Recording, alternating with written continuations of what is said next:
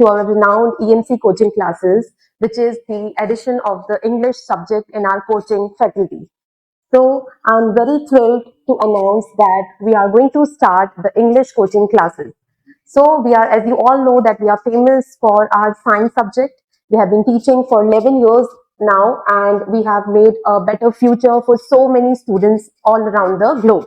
But now we are stepping into the world of English subject, wherein we are going to prepare so many students in India and globally. They are facing lots of challenges in speaking, reading, writing, and understanding the simple phrases and simple, words of English. So here we are going to start our new coaching classes for subject English. All right. So as you all know that English is a crucial tool. The speaking English is a crucial tool. Writing English is a crucial tool for, facing the challenges of the world, be it in the global communication, education, academics, or any small or big businesses. All right. So now I'm going to take you to a brief introduction of what are all we are going to learn in EMC classes. All right. So as you all know that any language in the world, be it Hindi, Marathi, English, French, German, Spanish, they are based on the 4 levels that are, we have to focus on. And to learn that language, we have to really know about the 4 things. First has to be listening. Okay. Listening can be done easily because we can listen to any language, but what is more important is to understand the language, right? So what we are going to do with the subject English is listening and understanding the English. Second, and if you all are aware of the 4 main parts of the IELTS exam, if you are planning to go to abroad, you have to know all the 4 skills of language English.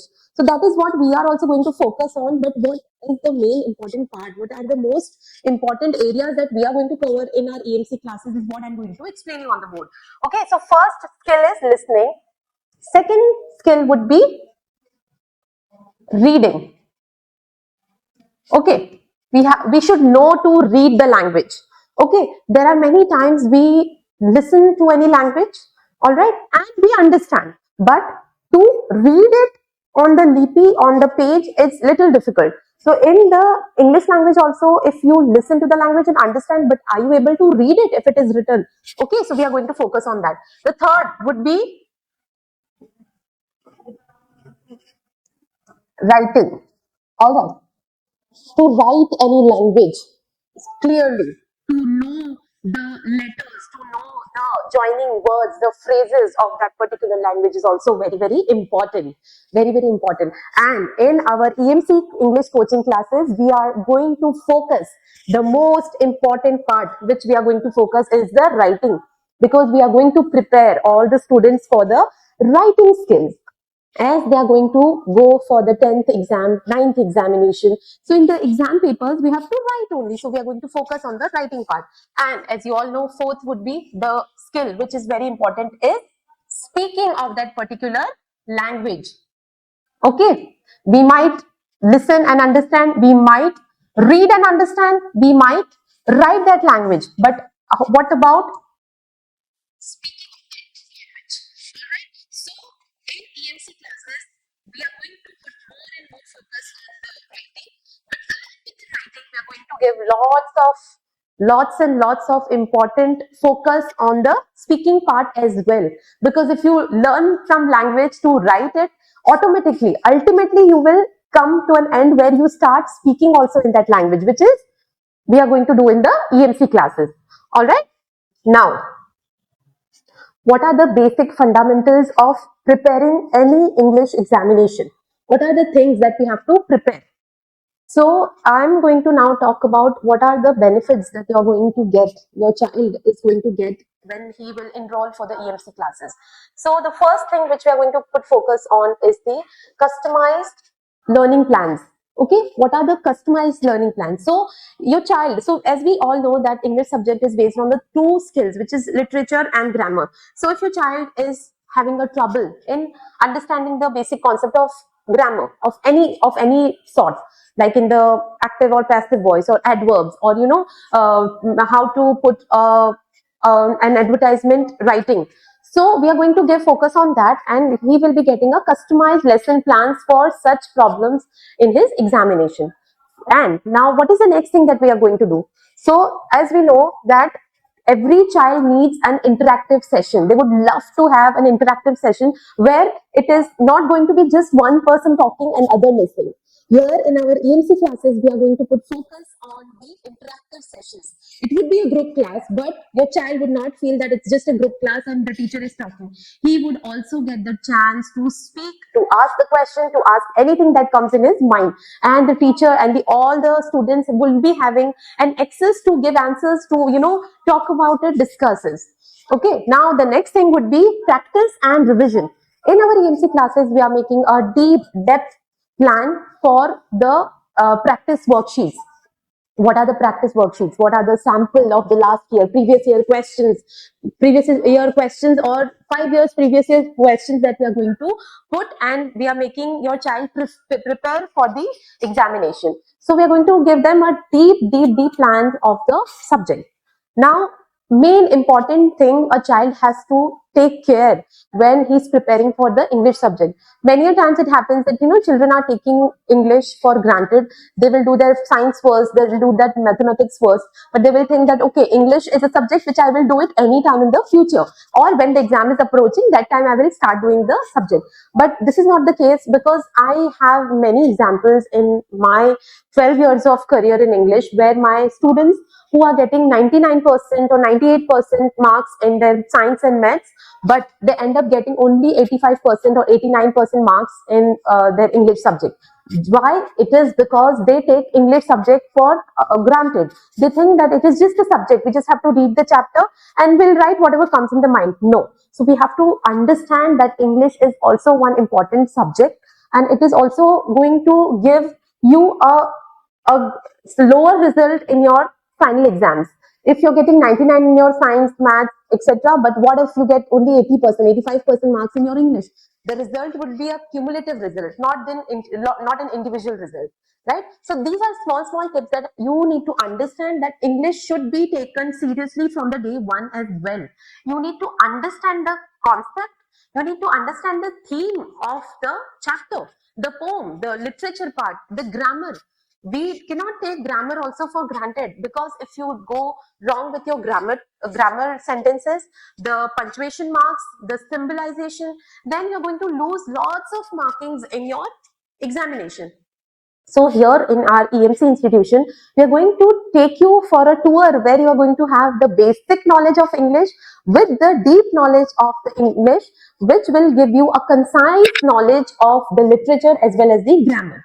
All right. So first thing is that you need to manage your time. Your time management skill should be your priority when you are going to give the examination, because many times it happens in with my students also. They would tell the teacher, we just were writing the advertisement, we were just busy writing the essay for 3 pages, 4 pages, but then when the time came to write the answers, which was actually we knew about it, we did not get the time, and the time just got over, which is 2 hours to 3 hours, maximum 3 hours. The teacher is not going to give you extra time for your question answer. She would not see and tell that okay, the child has done lots of hard work in writing essays for 3 to 4 pages, so she's not going to give you time, right? So you have to make sure, you have to be mindful while writing the essay also, because in essay the length does not matter. The subject matters, the use of the quote which would prove your essay, and the proper terminology matters a lot in writing anything in English. All right. So now let me take you to a concept of grammar, in which you will get an idea like how we teach, how do we take you to a smaller to a deeper part of English grammar in our institution.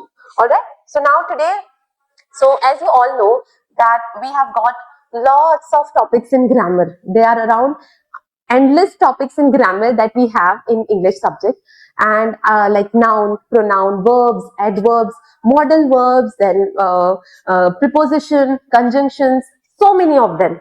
Then we need to understand the framing of the sentences, in which we learn about direct speech, indirect speech. Then we have active voice, passive voice. So today I'm going to give you a brief knowledge about active and passive voice. All right. In my career of 12 years, I have seen 90% of the children, they are not aware of the difference, basic difference between the active voice and passive voice. Okay. Now I'm taking you. All right. So what is an active voice? What is an active voice?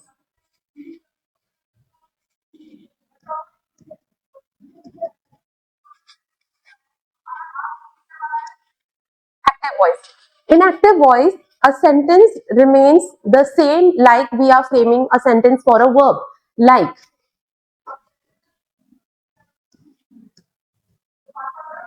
Reena taught English subject. This is a simple sentence in which we have a subject, which is Reena, and an object, which is English subject becomes the object. And what do we have? We have taught as a verb. So this is an active voice in which we are just talking about simply a sentence in which Reena taught English subject. Reena ने हमें English subject पढ़ाया और English subject हमें रीना ने पढ़ाया. ठीक है. All right. Now in passive voice, on the other hand, what is a passive voice? So passive voice means when the object becomes the subject. So I will first write object here for your understanding, but this is a subject right now. All right. The verb taught will be converted into the helping verb was, and it will be then rephrased with the third form of the word. What is the first form of taught? Teach. So teach is the first form. See, teach first. Second is taught. And what you have to understand is the third form here in the active and passive voice. So third form of teach is also taught. So we are going to use the was plus third form. Object, which is now a subject, was plus third form again, plus the subject, which is Reena, but here it will be written as object. All right. Now I'm going to reframe this sentence in my language. See, subject over here is English. So English was taught by Reena. In Hindi also we say Reena ne English padhaya. In other language, what we would say? We would say English language हमें रीना के द्वारा पढ़ाया गया. So this is a passive voice. The basic difference between the active voice and passive voice is here the object becomes the subject and subject becomes the object. That's the main focus of the active and passive voice. Now, in this simpler thing also children get lots of confusion because they think that it is something which we are not going to understand. I agree that here when the grammar part comes, where was we have to add with the third form of verb. For that we need to understand the three forms of tenses, which is first, second and third. And that's a basic thing. We have been learning English for so many years. So I'm sure now we would be understanding the first, second, third form of the tenses of the verb, right? Eat, ate, eaten, go, went, gone. These are the things that you cannot understand. You have to just mug it up. So here also in active passive voice, first, second and third. So main focus should be on the third tense of the verb. Okay. So that is what I'll give you one more example.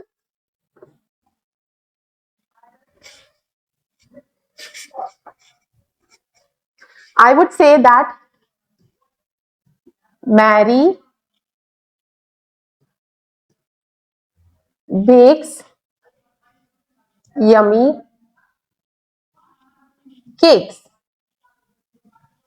Very simple sentence. I'm taking very simple sentence for your understanding. Here, can you all tell me what is the subject? Yes, Mary. Mary is the subject. What work does she do?